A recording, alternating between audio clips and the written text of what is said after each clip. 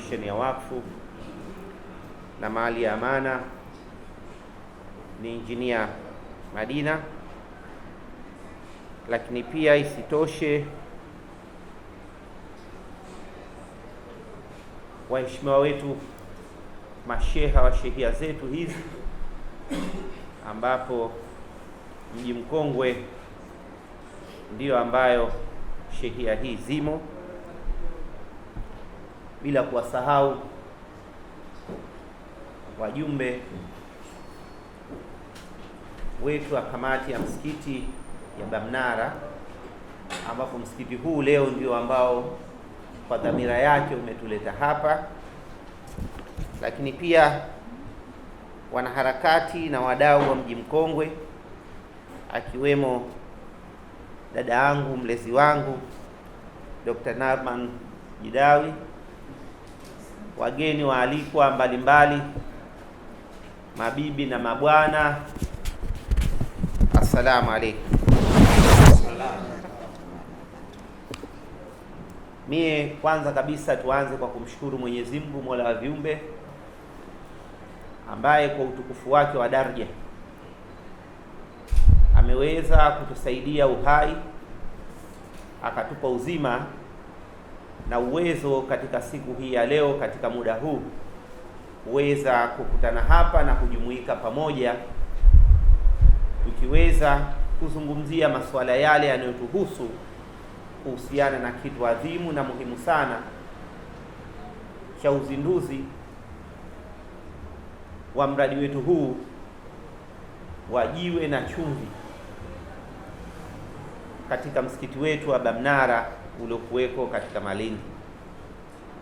Lakini baada ya hayo, tuchukue nafasi hii adhimu kabisa kuwashukuru viongozi wetu wakuu wa kitaifa, tukianzia na Mama Samia Suluhu Hassan pamoja na Dr. Hussein Ali Hassan Mwinyi kwa busara zao na hikma nyingi ambazo wanazozitumia katika kuiongoza nchi yetu.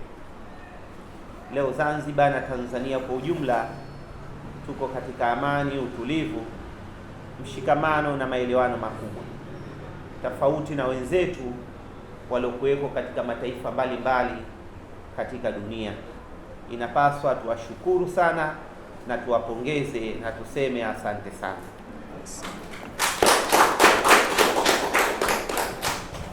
Lakini la tatu, mimi napenda kuchukua nafasi hii kuwashukuru wenzetu wa jumuiya hii ya uhifadhi wa Mji Mkongwe kwa jitihada zao wanazozichukua, pamoja na kuona iko haja ya mimi kuja hapa leo kuwa mgeni rasmi, kwa sababu watu wako wengi katika mji huu, wazuri, wakubwa, wana uwezo, wanajua kusema kuliko mimi. Lakini jumuiya kwa upendo wao kwa wakaona kwamba nije na mimi nijumuike na wenzangu katika mradi huu na katika siku hii ya leo. Nakushukuruni sana. Manake mtu akikuita katika heri zaidi inayoelekea katika misikiti, ujue huyo ni muungwana na mtu anakutakia mema zaidi. Hakunitaka hata siku moja nikaelekea katika masuala mengine, nikasema kwamba akanielekeza kwingine, kanielekeza kwenye msikiti. Alhamdulillah, Mungu akupeni heri. Lakini kipekee kabisa nawashukuru kwa kushirikiana na shirika la kimataifa la International National Trust Organization pamoja na wafadhili kutoka shirika la Alpha Foundation ya Uswisi Sweden kwa kuja na mradi huu, ambao mradi huu kwa kweli ni muhimu sana, ni muhimu tena ni muhimu sana na wenye tija, na umekuja katika wakati mwafaka. Wakati huku katika maeneo yetu ya Mji Mkongwe tuna majengo 105 yanahitaji ukarabati na 26 yanahitaji ukarabati zaidi. Kwa hivyo mpango huu mwafaka ambao unaakisi dhamira thabiti kabisa ya rais wetu wa Zanzibar na mwenyekiti wa Baraza la Mapinduzi na serikali yetu kwa kuweza kuyahifadhi na kuyalinda urithi wa eneo letu hili, lakini pia majengo yetu yaliyokuweko katika maeneo haya, pamoja na kuhakikisha kwamba wanaulinda na kudumisha ule urithi wetu wa utamaduni, huku tukikabiliana na changamoto nyingi sana zinazoonekana za tabia nchi zinazoikumba dunia katika wakati huu. Lakini kipekee kabisa wamechagua wenzetu msikiti wa Bamnara, ambao ni msikiti ambao una hadhi na heshima ya pekee katika mwambao wa Afrika Mashariki na Kati, sio katika Zanzibar tu, kwa sababu huu ni msikiti wa grade 1. Ni misikiti hii iko mitatu tu katika ukanda wa Afrika ya Mashariki. Mmoja uko Somali, mwingine uko Kenya, na watatu uko hapa Unguja, tena Malindi, tena katika kitovu cha utalii. Na kupongezeni sana yale ambao msikiti huu umejengwa katika karne ya 19 kuanzia miaka ya 1834 mpaka mwaka 1835 ulipomalizika. Historia hapa imekwisha kuelezwa vizuri sana. Lakini kuuenzi na kuhudumisha msikiti huu sio kwamba ni eneo la kuswalia tu au la kutoa elimu ya dini, bali ni eneo la kudumisha na kuendeleza ule utamaduni wa art na usanifu wa ujenzi unaonekana katika historia za kale katika wakati uliopita. Kwa hivyo hili ni jambo jema, na jambo hili linapaswa kuweza kuungwa mkono, kuendelezwa, na sisi sote pamoja tukaweza kuona kwamba hii ni lulu, tuienzi na kuidumisha kabisa. Lakini katika ujenzi huu tumeambiwa kwamba utakuwa kwamba unajumuisha mafunzo mbalimbali na ushirikishaji wa watu. Kwa hivyo ujenzi huu umekuja na neema, kwanza kabisa kuwapa watu taaluma, la pili kuwaweka watu pamoja, watu wanakwenda kushirikiana waliokuwepo karibu na eneo lile kuhakikisha kwamba wanauenzi, wanauendeleza na kuhakikisha kwamba msikiti ule unakuwa bora na unavutia katika maeneo yote ya mwambao wa Afrika Mashariki na Kati. Lakini msikiti ule unamilikiwa na Kamisheni ya Wakfu na Mali ya Amana, ndio mwenyewe kwa sababu maalum. Lakini wakfu kama walivyo wakfu wana mambo yao wenyewe ili kuweza kuendeleza na mambo mengine. Mimi nitoe wito kwa Kamisheni ya Wakfu pamoja na sote tuliokuwepo, wana masikitiko yao wameyatoa, lakini tutoe rai kwamba kwa wale wote ambao wanaotumia majengo ya Kamisheni ya Wakfu na Mali ya Amana, basi waweze kutekeleza wajibu wao kikamilifu kwa kuweza kutoa haki ya watu. Ile sio haki yao, ni haki ya watu, ili majengo yale, amana ile iweze kuendelezwa na kuwanufaisha wengi wengine, kama malengo yaliyowekewa wakfu yaweze kufikiwa.